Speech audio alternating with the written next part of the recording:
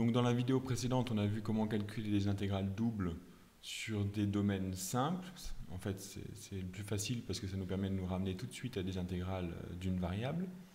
Maintenant, dans des domaines un petit peu plus généraux, on va voir ce qui se passe. Alors, un peu plus généraux, mais pas complètement plus, puisque on va voir quand le domaine est décomposable en domaine simple. Donc, un exemple de domaine non simple, celui-là, parce qu'on a un x qui est plus petit que moins 1 et y qui est soit plus petit que moins 2, moins 1, soit plus petit que 1, 2. Alors géométriquement, ça donne ça. C'est-à-dire qu'en fait, c'est un premier rectangle en dessous et un rectangle au-dessus. Ça, ce n'est pas un domaine simple, parce que si je prends un point ici, que je relie le segment vertical qui passe par ce point entre le bas du domaine et le haut du domaine, il n'est pas tout entier inclus dans le domaine, puisqu'il passe par cette partie-là qui n'est pas dans le domaine. Donc ça, ce n'est pas un domaine simple. Par contre, c'est un domaine qui peut se décomposer en deux domaines simples. La première partie ici, ça c'est un domaine simple, et la seconde partie en dessous. Donc ici, si je réécris D1, l'ensemble des x entre moins 1 et y entre 1, 2, et D2, presque pareil, sauf que y est entre moins 2 et moins 1, eh bien, ça me donne graphiquement cela. J'ai rappelé le domaine du dessus, c'est D1, et le domaine du dessous, c'est D2. Et ces deux domaines, séparément, sont simples. Et donc, comment on calcule une intégrale sur un domaine de cette sorte qui est décomposable en domaine simple? Ce n'est pas très compliqué. On va reprendre le même exemple que tout à l'heure, cette fonction-là.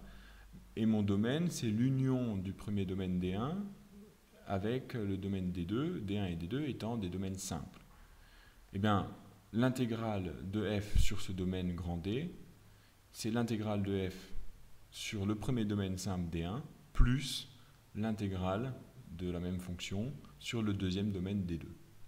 Donc si vous savez calculer les intégrales sur des domaines simples, vous pouvez calculer les intégrales sur des domaines plus compliqués, à condition que ces domaines soient quand même décomposables, en ce sens-là, en domaine simple.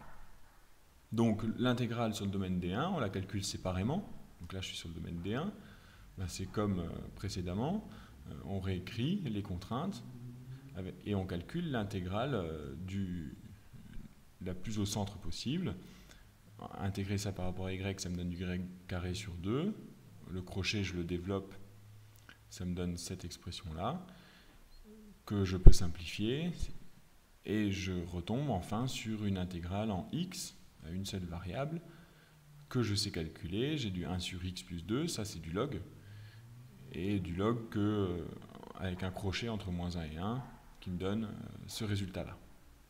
Parce qu'on n'oublie pas que le log de 1, ça fait 0.